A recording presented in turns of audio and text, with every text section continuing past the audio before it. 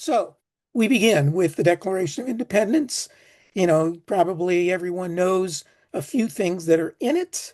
These, in particular, we hold these truths to be self-evident that all men and presumably women, but of course it was only men at the start, only white male property owners had equal rights. Everyone else was less than a person, be it three-fifth or a rib of a man or whatever else the case may be. Um, and we are endowed by their creator with certain unalienable rights. But again, not everyone.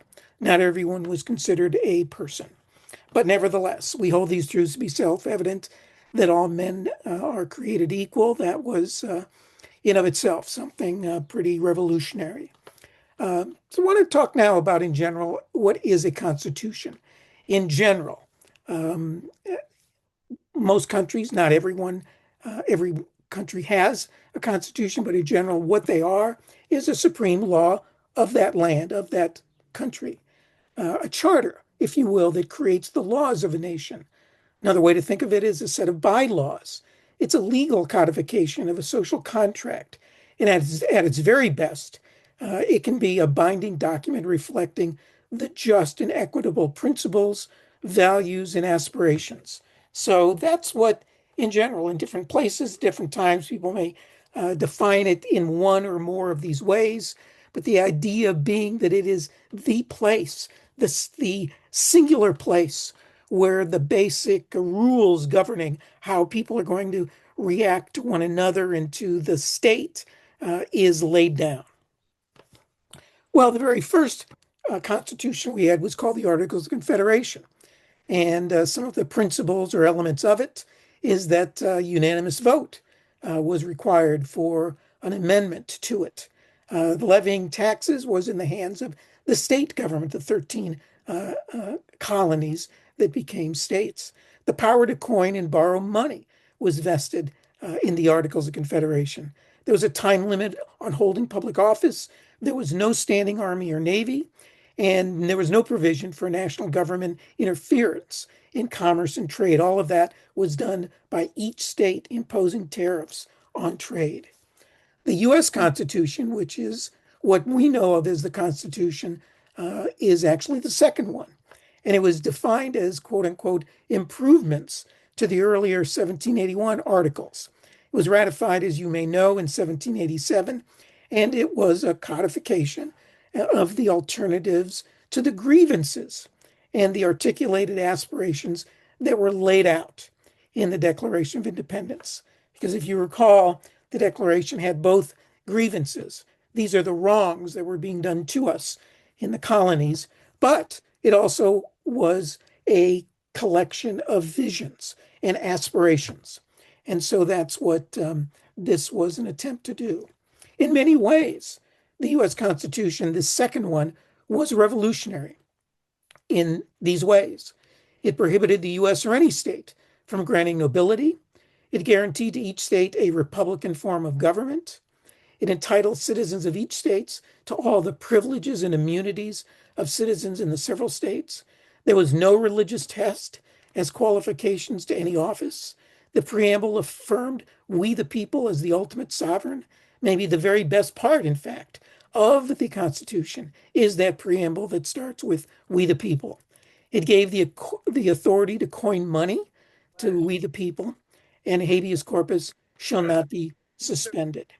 And so, this first one, nobility, prohibited the U.S. or any state from granting nobility. You didn't have to be given power from God or any superior being to be able to rule. However, as historian Robert Morgan says, dangers of make-believe is associated with government. In fact, government, as he says, requires make-believe.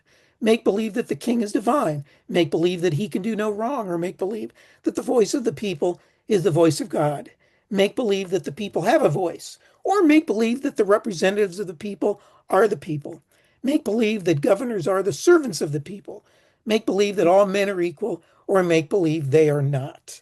And certainly those who run governments, be they revolutionary at the very beginning or those that are in the very middle or even at the end, of a government that's trying to hang on for maintaining credibility and legitimacy, dial up make believe to a great extent. And we're certainly seeing a lot of that today. And so early on in the US Constitution originally, there were certainly elements of make believe.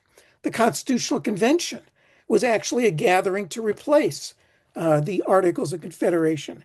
That's not what it was originally designed to do. It was merely to sort of improve upon it.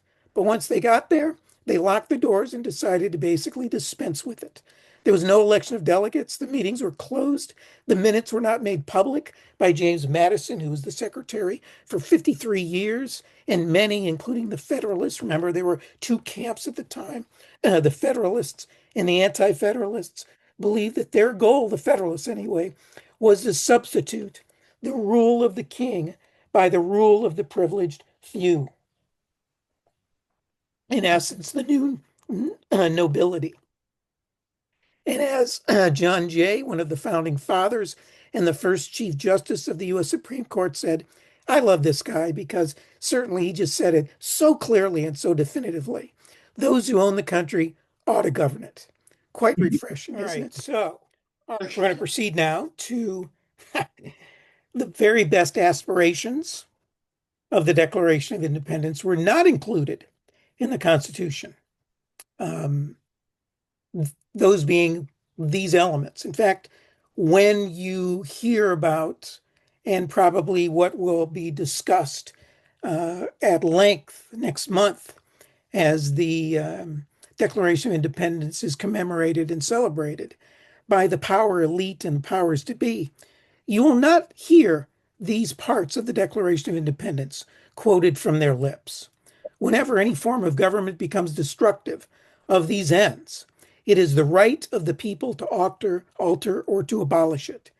In fact, it is their right, it is their duty, not just their right, it is their duty to throw off such government and to provide new guards for their future security. So it is these elements, these principles, these aspirations, these visions, these goals that were certainly among at least the stated, at least verbally, at least in writing, among those who put together and promoted the Declaration of Independence. But that spirit was certainly not contained in the Constitution. In fact, there are many undemocratic provisions of this original second Constitution, and quickly go over them. Limited personhood, Article 1, Section 2, to only white male property owners. And I have a question mark of percentage of population. I don't know if people just want to take a guess as to what they think percentage of the population really had full personhood at the time. Anyone want to take a guess? 20%. 25. 20. No, 20%. Less than 10. Oh, wow. When you consider that not only white, not only male, but white male property owners. That There were many indentured servants that were white who were brought over to do basically the hard labor of the white privileged. And so they had no voting rights. They were not considered full persons. There was no direct election of senators, Article 1, Section 3. They were elected by state legislatures. The Commerce Clause, Article 1, Section 8, federal power over rights of states to control terms of trade. Many people consider the Commerce Clause to be the inspiration, if you will, of NAFTA. So some people called it, in fact, the baby NAFTA or the granddaddy NAFTA, depending on, however you want to think of it generationally. Holding citizens indefinitely without charge. Habeas corpus shall not be suspended. So habeas corpus is in it. And so that's a good thing. But the full wording of Article 1, Section 9 says habeas corpus shall not be suspended unless there is a case of rebellion or invasion of the public safety may require it. And you've probably heard, as we have, and many people in this country have heard President Trump drop and Stephen Miller and others talk about employing habeas corpus for rebellion that takes the form of protesting ICE or protesting government cutbacks or a variety of reasons, protesting literally anything that the Trump administration is doing. Other sections undemocratic of the Constitution. The Contracts Clause, Article 1, Section 10, upholds the sacredness of contracts over the principles of justice, is to use the power of government to protect the rights of privileged. There was no direct election of the president, Article 2, Section 1, lifetime appointment of the Supreme Court, Article 2, Section 2. So we have an indirect election of the president. And of course, the Senate was elected by the state legislature. And it is the combination of the president nominating and the Senate confirming that it yields the Supreme Court. So it is unbelievably undemocratic. Finally, other provisions that are undemocratic. People are considered property. Article 4, Section 2, and must be returned to the owner, the Returned Servants Clause. The near impossibility of amending, Article 5, Section 2.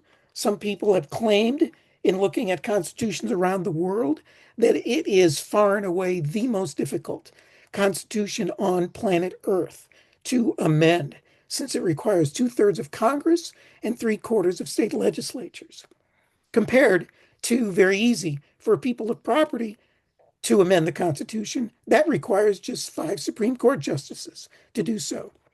And finally, we have to remember that the Bill of Rights was not included. Why is it called the first 10 amendments to the Constitution? Because they bloody weren't included in the original document. And they were considered to be, just sort of an afterthought.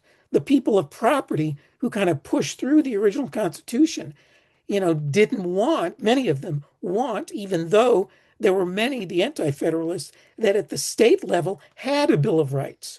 In many states, in many colonies, they had a Bill of Rights and wanted one at the federal level, and threatened not to verify or validate the Constitution unless it included a Bill of Rights, which eventually was included. So, various Supreme Court decisions that became very undemocratic early on and up to the present time. Marbury versus Madison created this thing called judicial review that basically made the Supreme Court sort of the most powerful of the 3 branches. Dred Scott, 1857, reaffirmed people as property and upheld slavery.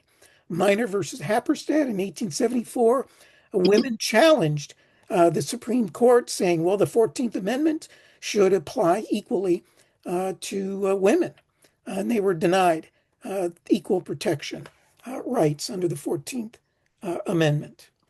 Separate but equal, Plessy versus Ferguson in 1896. The Lochner decision in 1905 created something called substantive due process, which gave corporations the power to challenge economic regulations at the state and local levels. And that decision back in 1905, at that point, once it was decided, basically overturned a couple of hundred laws that had been passed at the state level, some at the federal, but mostly at the state level, that had provided economic sort of rights to workers that basically was undone. Hague versus CIO in 1939, the court denied corporations, incorporated labor unions, First Amendment free speech rights. Comment. You brought up the Commerce Clause. And the Commerce Clause is a tricky one because it is true that over the many decades, it has been used as the way that social justice has been defined for civil rights. Labor rights has been defended in the courts using the Commerce Clause. Environmental rights has been used, the Commerce Clause has been used to define the Commerce Clause, has been used to define environmental rights. But in all 3 cases, in a sense, it was a Faustian bargain because originally labor unions, and I think, certainly people of color tried to argue for inalienable human rights, short of bringing up commerce or commercial interests, and certainly environmental issues as well, but weren't successful and had to basically use the Commerce Clause as the way, the entree, to gain those kinds of rights and protections. But it is a very dangerous, in a sense, uh, justification because the Commerce Clause has been used in so many ways, both in this country and, of course, the internationalization of the Commerce Clause is what exists in these so-called international, so-called free trade agreements, which really Mm. aren't about trade at all, be free or fair, but about commercial rights. And that's what the Commerce Clause is about. To say that uber alles, commerce, is more powerful than any law or rule that may exist at a state level, and any law or rule that may defend people's rights or labor rights or environmental rights that in any way impinges on the ability to trade freely or fairly can be overturned, and by the scores, if not by the hundreds in this country, have been overturned by the Commerce Clause, just as free trade agreements have overturned nationally defined and protected laws to protect the health, safety, and welfare of people at the nation state level. So the Commerce Clause is a tricky thing. Comments. All right, why don't we move on? Next section gets into the relationship and intersection between the Constitution, corporate power, and, if you will, we the people. Originally in this country, um, the king granted charters to a group of people or to individuals that basically ran the colonies. All 13 colonies were chartered or licensed by the king to either a corporation, a group of people, or to a single person, including to basically run the affairs on behalf of the king on that side of the pond. So the Massachusetts Bay Company ran that area that today we know of as the Commonwealth of Massachusetts, the Carolina Company, Virginia Company, Maryland Company. These were chartered corporations in which the uh, governors, basically, of those entities were, in essence, CEOs of these businesses that ultimately were dominated and controlled. They were sort of figureheads by the king, but nevertheless, they had power and they governed. They just didn't act as business leaders, traditional CEOs, but they had the power of governance, including trying people, convicting, punishing, impressing people into the military, building armadas, taxing, creating laws, concluding treaties. And so, if you will, the revolution uh, that we know of wasn't just against the king, it was against the king's economic arms and military arms, the military arms being the redcoats. But the economic arms, the chartered arms, were these crown corporations. And so, if you will, the revolution in part constitutionalized these corporate entities to where the Massachusetts Bay Company became then the Commonwealth of Massachusetts. Pennsylvania, that was basically run by William Penn, became the Commonwealth of Pennsylvania. Carolina Company, Virginia Company, Maryland Company became states or commonwealths, and so on. So people then took over this notion of sovereignty, of being the ultimate rulers. No longer was the king anointed and given his or queen's her power by God.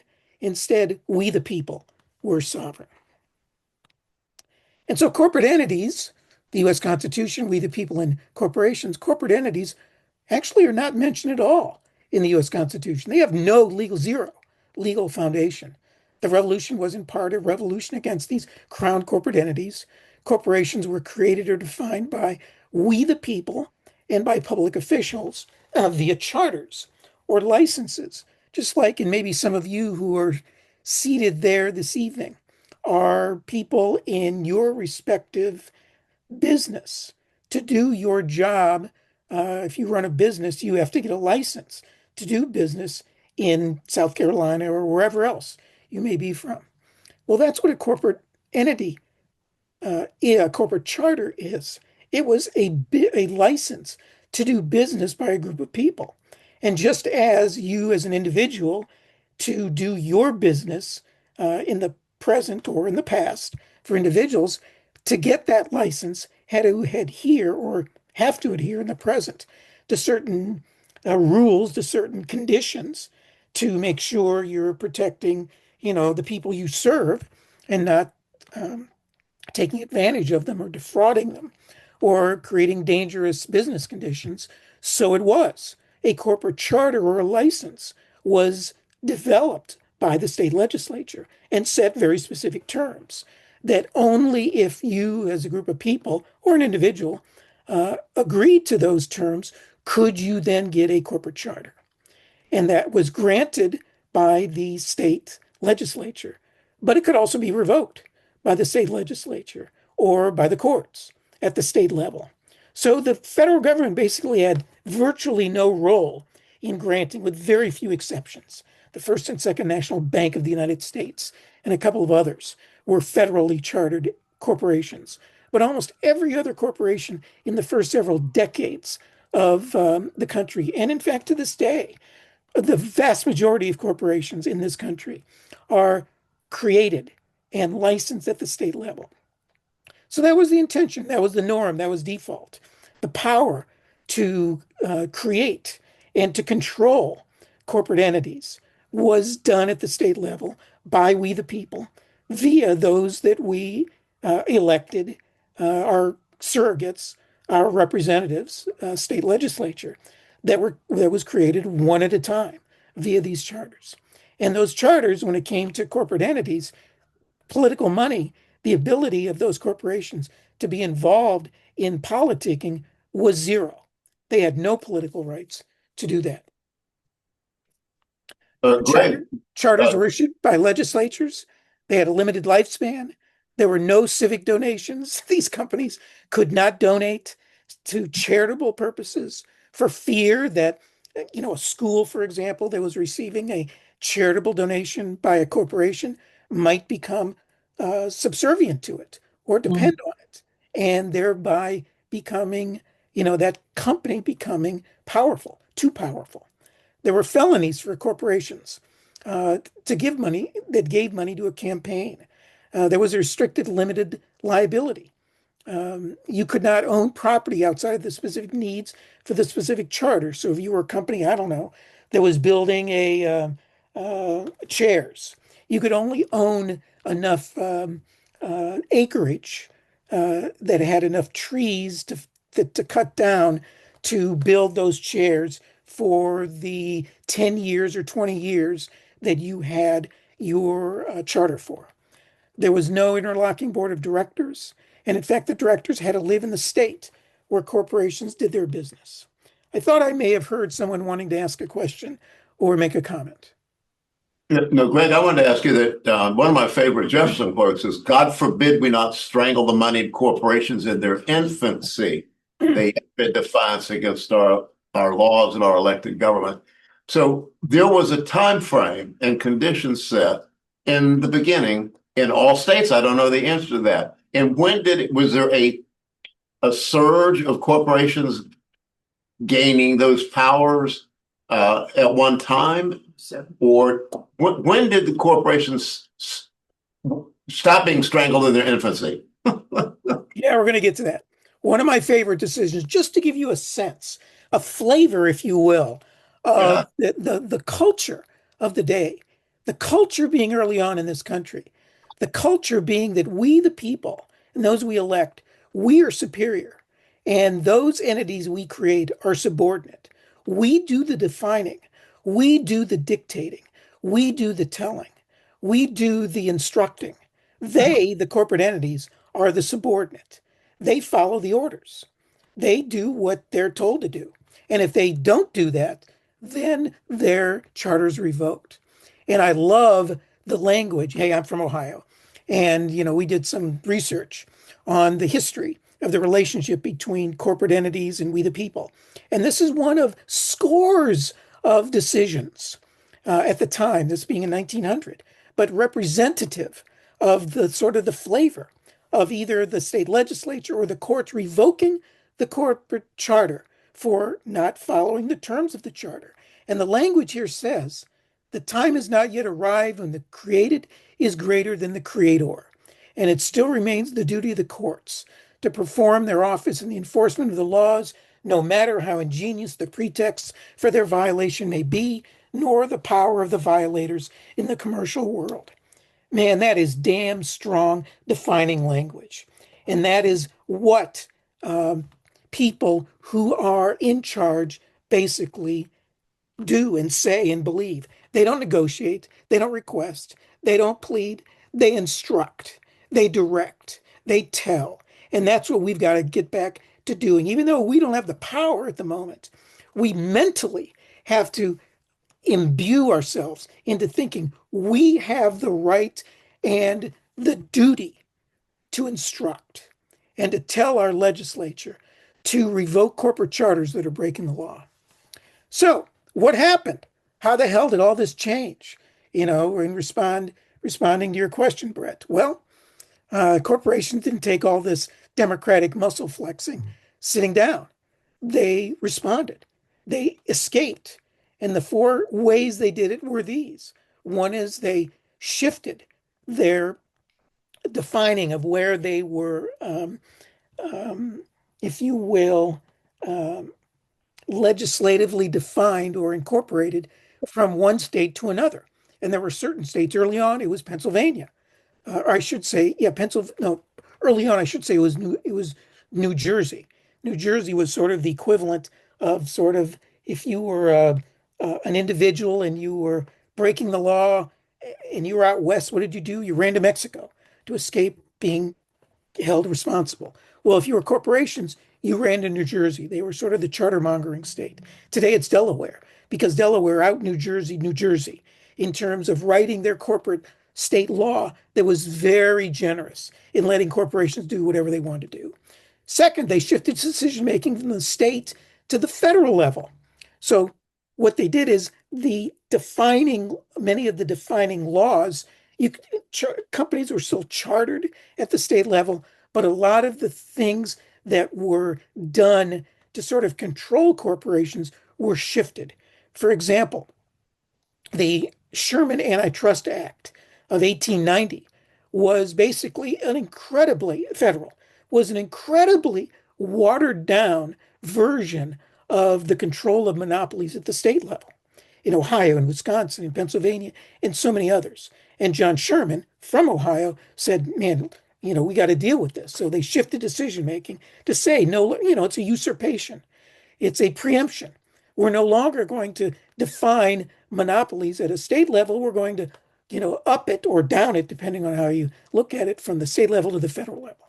Third, they just shifted decision making from the legislative to the regulatory arena. The whole creation of regulatory agencies that we today say, well, hey, these are on our side. The first regulatory corporation or the first regulatory agency was the Interstate Commerce Commission, the ICC, in the 1880s that regulated the railroads. But it was done with the blessing of the railroad industry. Why? Because better to regulate than to publicly control. Because there was a ferment, there was a movement in that era of public ownership and public control of utilities and of other sort of things that were becoming too sort of big. And so better to regulate than to be taken over and lose your private power. And fourth, you just shift decision making from the legislative arena at the state level to the judicial arena, to court granted constitutional rights. And that's what corporate personhood is all about. Eureka. We've given people's constitutional rights to corporations.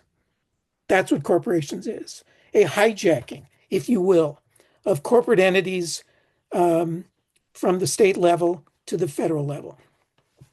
So just to sort of sum up, corporate power and corporate personhood was not originally intended, was not inevitable. It's not like gravity. It's not like tides. It's not irreversible. It's not created or wasn't created by any past law, by any regulation, by any elected official, by any political party, by any citizen initiative. It was conscious, it was deliberate, it was planned, it was orchestrated by corporate attorneys and activist judges. And what they did is they basically created this thing like a castle. That's what the Supreme Court is. It's this castle that's surrounded by a moat that we, the people, can't get to. We can't do it. We can't get at them because they've insulated themselves where they now do the defining. And not only is it surrounded by this water, but it's water with alligators in it. So there's no way you can get to them. There's no way we can get to the Supreme Court. It's akin to, you can show up, right? You can show up outside the Supreme Court and holler at them and have your signs, either applauding them or opposing them, sort of like being in the grandstands of a baseball field. You can chew, you can boo, you can cheer, but you're not on the field. You're not in the field of play. You're not a player. And that's what early on corporate contracts and corporate charters were all about. We were players. We were doing the defining. When you shift decision making from the legislative arena to the judicial arena, no longer are you playing the game. You are in the stands. All you can do is cheer or boo. You're not a player. You're a spectator. And that's what we've become. And so here we are. It all began with the 14th Amendment. Equal protection and due process. I think it was brought up by someone. In fact, for the very first time, it was in the 1880s, Santa Clara County versus Southern Pacific Railroad. It was a case that the Supreme Court said that the 14th Amendment that was passed originally to give recently formerly enslaved human beings equal protection and due process and many other rights to the state level, voila, all of a sudden it also applies equal protection and due process to corporate entities. And it went from this to a variety of once, people who are familiar with the law know that it's like brick by brick by brick. Once you pass something, it becomes the precedent. It becomes the foundation that you then build on top of everything else. And quite honestly, this was a fraud because, I mean, you can get into it if people are interested. It wasn't even a decision technically that was made by the Supreme Court. It was done by a court reporter that falsified sort of the summary of the case, that put it in the summary of this Santa Clara County versus Southern Pacific Railroad. And he sort of checked it. What do you think? Is this okay to sort of put it in the summary? And the Supreme Court, head of the Supreme Court at the time, Justice Waite said, sure, why not? And that became then the precedent. It's a fraud, but it became then the building block that then corporations won over time, Fourth Amendment search and seizure rights. Again, all of these rights and amendments were meant exclusively for human beings. Fifth Amendment, takings rights. First Amendment, political free speech rights, efforts to limit money in elections, efforts to demand food labeling or warning of potential cancer causing. Corporations challenged that, and they won not just the First Amendment right to speak, free speech, but here the First Amendment right not to speak. They won First Amendment religious rights. Maybe people are familiar with the Hobby Lobby decision. That was an effort to force a corporation that was a private held company, Hobby Lobby, that provided that women wanted to provide contraceptive coverage to female employees, and the corporations went to court and said, no, that violates our religious rights, not as the individual owners, but as the corporation. In the efforts to control corporations versus charters, corporations challenged and won under the Contracts Clause. So all of these sort of rights were won by going to the Supreme Court, bypassing, usurping, preempting, or dare I say, trumping what happened at the state level. I know, bad use of term, but appropriate use of the word. All right, so they hijacked the First Amendment, political free speech. But, there's a variety of ways that free speech was hijacked. Buckley versus Vallejos of 1976 Supreme Court decision. that for the very first time equated money as free speech. So when you take that decision, 1976, and you add to it the 1978 First National Bank of Boston versus Bellotti, this was a case that for the very first time, it was a Massachusetts law that originally had said corporations cannot directly contribute money to candidate campaigns nor even issue campaigns. Well, this allowed for the first time corporations to donate or invest to campaigns dealing with legislation, um, ballot initiatives, referenda, and the like. So those two issues, or I should say, two Supreme Court decisions, really opened the door for the power of corporations and the power of wealthy individuals to use big money, whether it's millionaires, billionaires, or corporate entities that have unlimited treasuries uh, to invest in political elections. And that was before the Citizens United Supreme Court decision of 2010 that just expanded those rights. And basically, what it did in a perverted way is it gave the rights of persons to listen to speech, regardless of the source, and it gave corporations basically defined corporations as being an association of people with collective free speech rights. So if you define corporations as being an association of people, that's sort of a way that the court with a straight face sort of got away or away with the notion that a corporation is just an artificial legal fiction, a creation of the law. No, it's actually an association of people. Okay. The progressives and the populists historically um, shared some things in common. Um, of course, populism has gone from the far left to the far right in both, in a sense, define themselves as populists, people who are outside the mainstream, who truly, they say, don't really represent the interests of the state, but represent the interests of the people. And progressives basically want to try to reform, and populists want to transform. Sometimes you can call it radical reformation.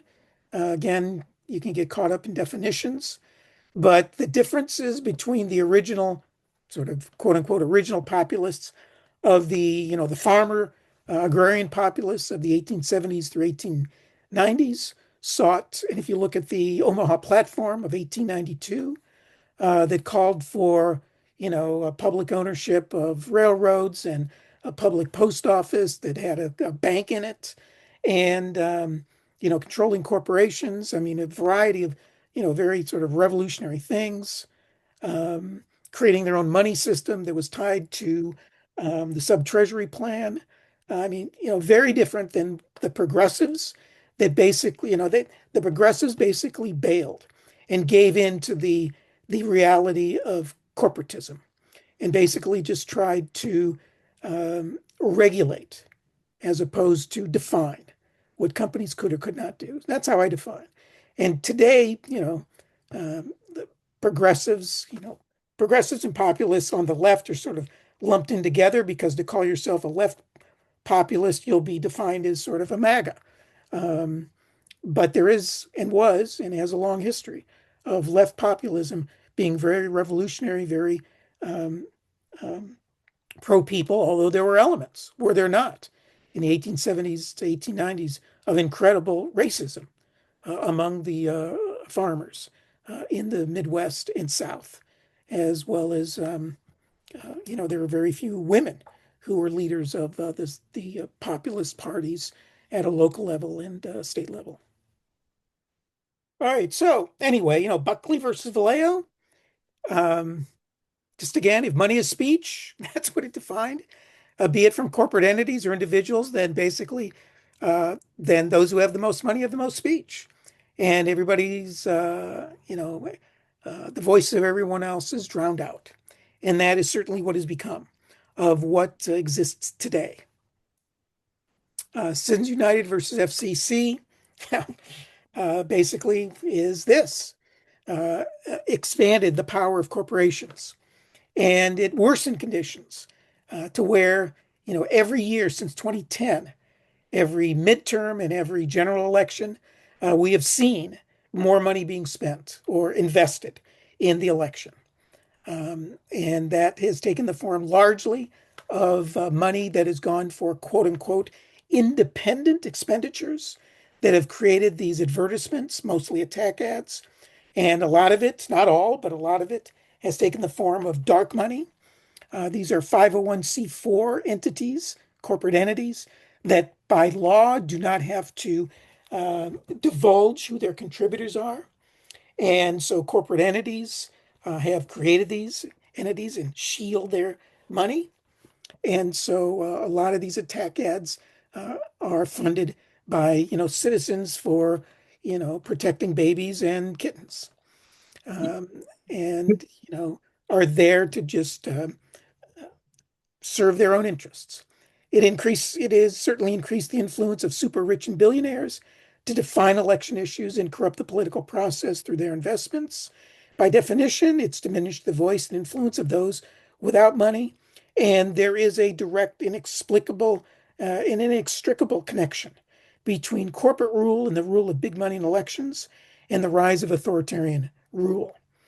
Fascism, as Mussolini said, is sort of the connection between uh, corporate and the corporations and government.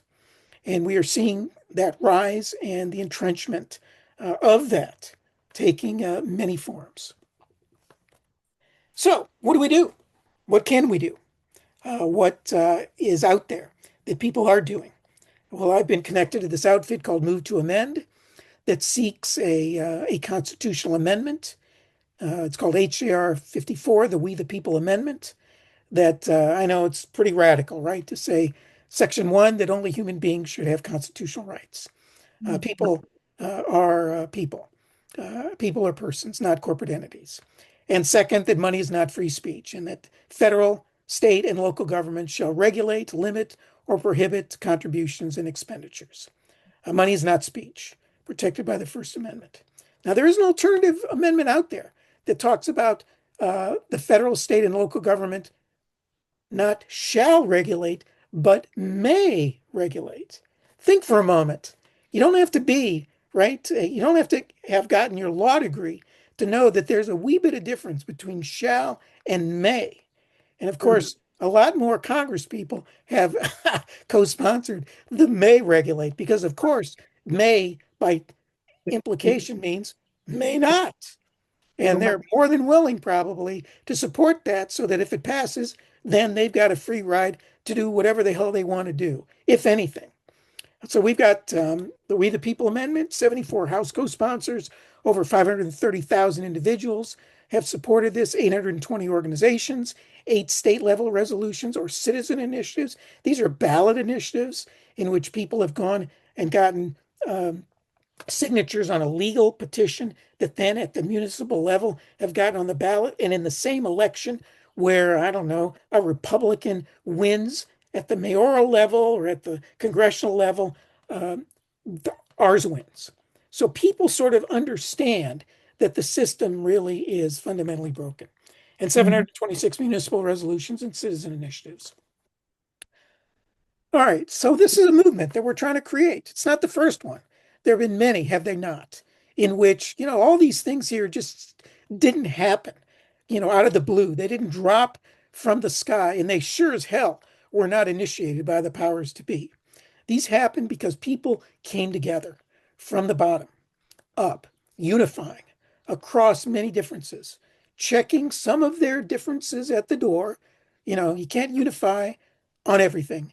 You got to understand of what is the primary and important, what are the core essential, non-negotiables that are fundamentally promoting real authentic justice, peace, democracy, self-government, self-determination, and a livable world. One or more of those.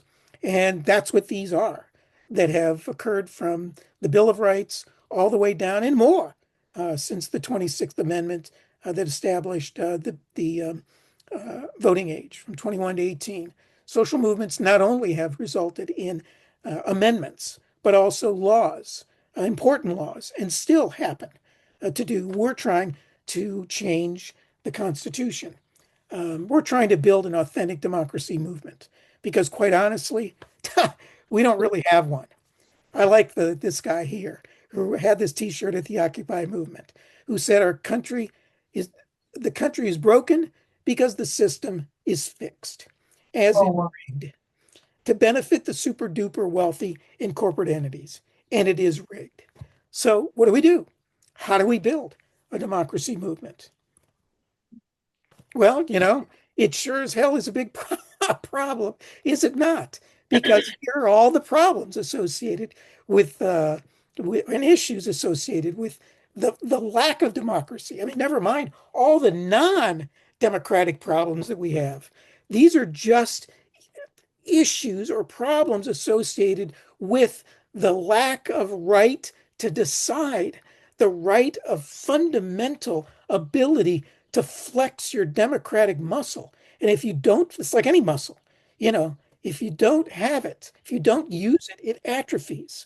And Mhm. that's what we have today. And to the extent we've ever had, and we've never had an authentic democracy, we, the people, have never been all the people, ever. But to the extent we have, in which people have forced themselves to come together and to push for things and push for changes, we're still dealing with a lot of these problems, a lot of these issues. And, we got to come together and deal with them. And so the fundamental problem, the fundamental issue, despite all of these things here, is basically democracy or lack thereof. And I love this place to go. If you haven't ever heard of this or haven't ever gone to it, please do. democracythemepark.org.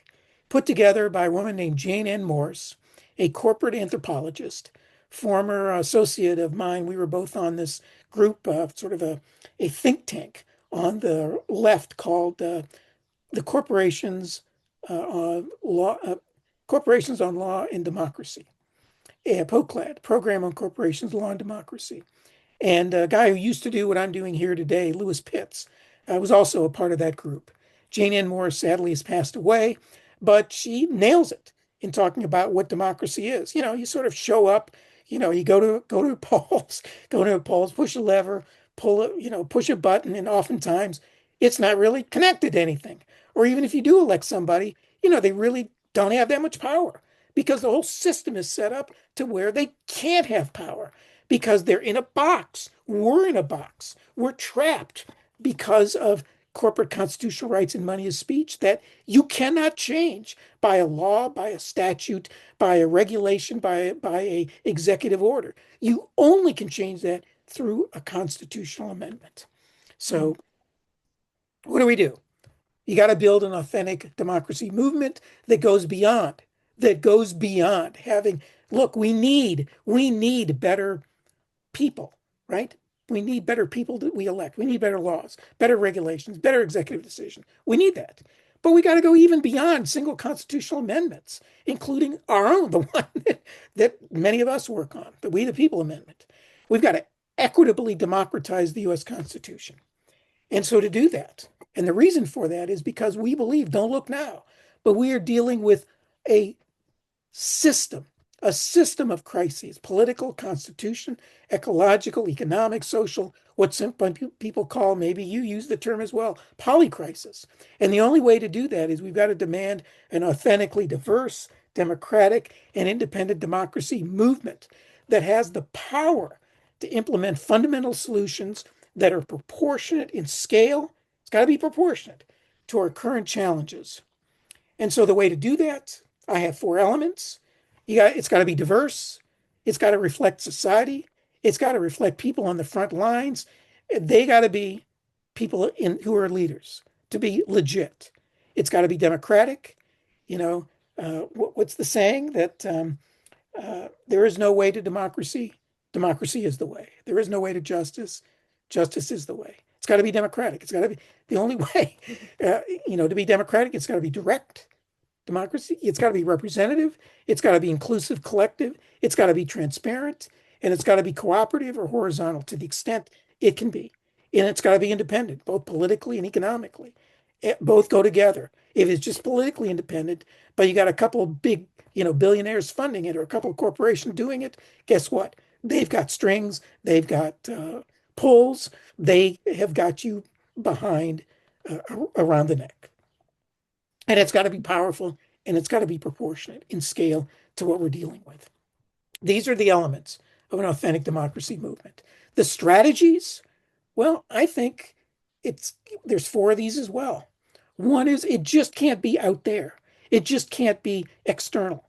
It just can't be you build an institution. It just can't be that. It's got to be also internal. It's got to be connected. Each of us have got to do work. Now, it can be done together with our compatriots in movements, but it just can't be, oh, we're trying to change this bad law, this get rid of this person, or even try to change a constitutional, create a constitutional amendment or change the bloody constitution. You've got to come together and work at being a better person, at being more moral, more compassionate, more just, more peaceful. If we aren't that individually and collectively, I don't care what kind of institution you create, there's no way that institutions can protect us from ourselves if we, as participants of that are trying to build a better world, I mean, of course, you can't be perfect, but we got to be better at being the best we can. So we got to do that. Second, yeah, we got to respond and react to problems. We have to be reactive.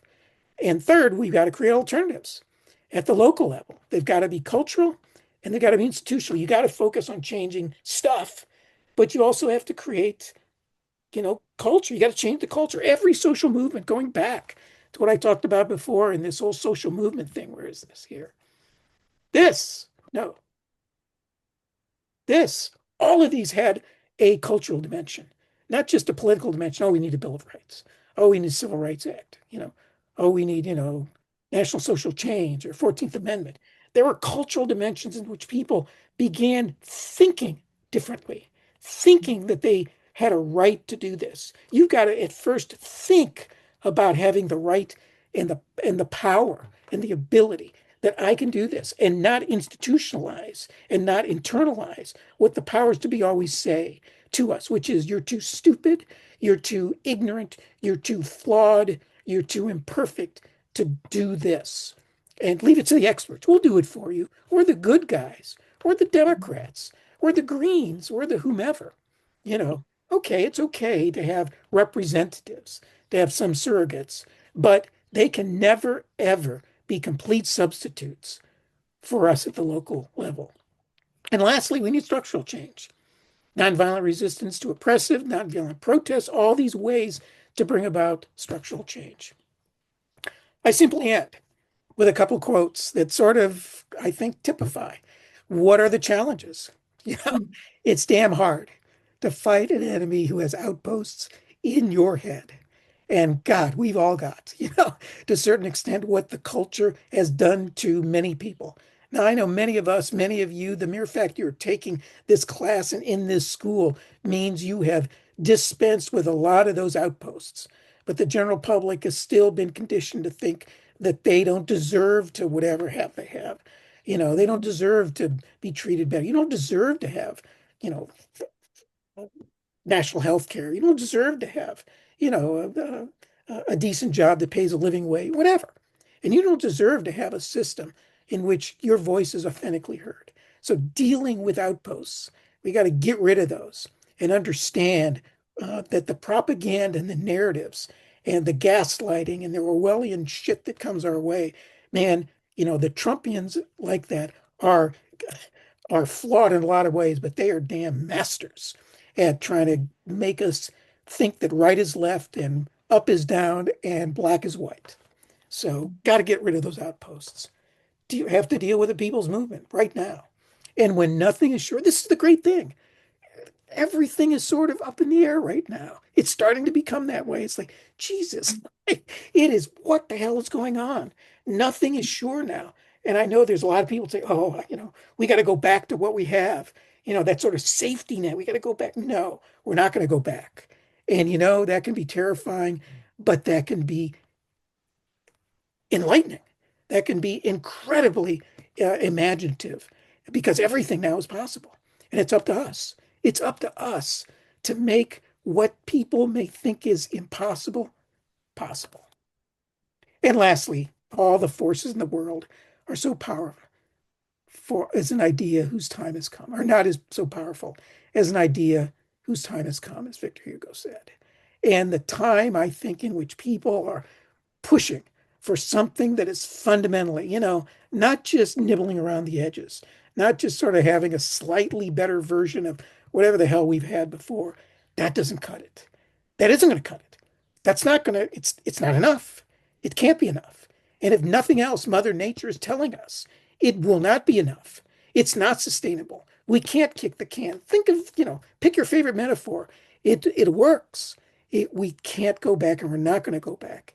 It's going to be a new day. Now, how quickly that happens, who knows? There are only so many things we can control, many things we can't. So we just sort of work what we can control and do the best we can with what we've got. Because there were, a number of very well-meaning people during the, economic recession, depression, implosion, a couple decades ago that were all for abolishing and letting some of these big banks fail, but had become so big that they felt it could have brought down the entire, not just US, but potentially international financial order, which of course resulted in a series of responses that have since because we bailed out the big banks. We bailed out Wall Street, but not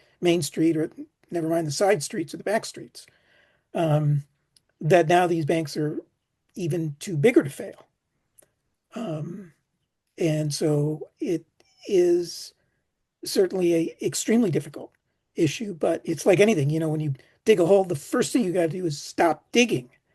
And the first thing that's got to be done is to stop giving political power to the extent we can, rein in the economic power of these banks. Then you go from there. Elizabeth Warren has tried, through various legislative measures to just sort of nibble around the edges, but it's incredibly difficult because the financial industry is the most powerful, I believe, ultimately. When you control money, when you control finances, you've got everybody by the nose. And why Lincoln created greenbacks was because the bankers of the day were more than willing to loan the North money, but then he'd be on the hook. The U.S. would be on the hook. So instead, they created U.S. money that was the most successful form of basic money that the government created, and many people today. I've been on the board until recently, an outfit called the Alliance for Just Money that talks about creating a new form of democratic money, U.S. money, under Article 1, Section 8, where the U.S. has the power to coin, and coin is a verb, not a noun, to create money that can be used for, positive things. So getting the banks out of the business of creating money out of thin air would be one hell of a, and you don't need a constitutional amendment to do that. You just need basically the government to take the power of financial, the banking industry to create a very good one. To achieve what you were suggesting, Sam, would mean that we would have created an incredibly potent, in terms of breadth and depth, democracy movement that probably not, I mean, to be where we're at today, to achieve corporate independence and ability to get rid of corporate personhood is really going to require many other changes to happen because the Constitution is so rigged against any single amendment at this point.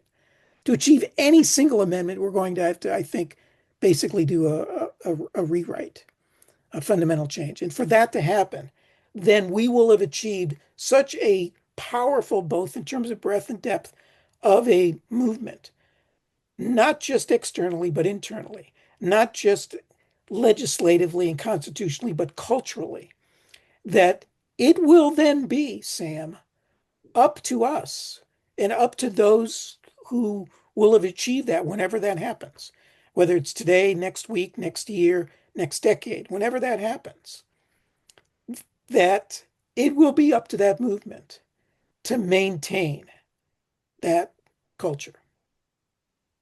Nothing goes on autopilot ever. It only happens by a constant, the price of liberty, as it said, is eternal vigilance.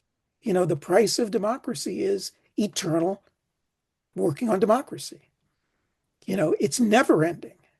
And that has to be both internal, the only way to democracy is democracy. The only way to do this and work on this is to keep going and to keep at it and to hand off. And I it will be up to those individuals to pass down. It's hard, of course, because you lose that fervor the further away you get from that revolutionary period, just as with corporate entities and corporate constitutional rights, the corporate charter issue, that was part of the culture. But over a couple of generations, people lost that away, lost that understanding. So anyway, long way and rambling way to basically say it'll be up to people then and there to keep that culture going and to pass down the knowledge, the stories, and the skills and the experience, as well as the structure. Well stated, sir.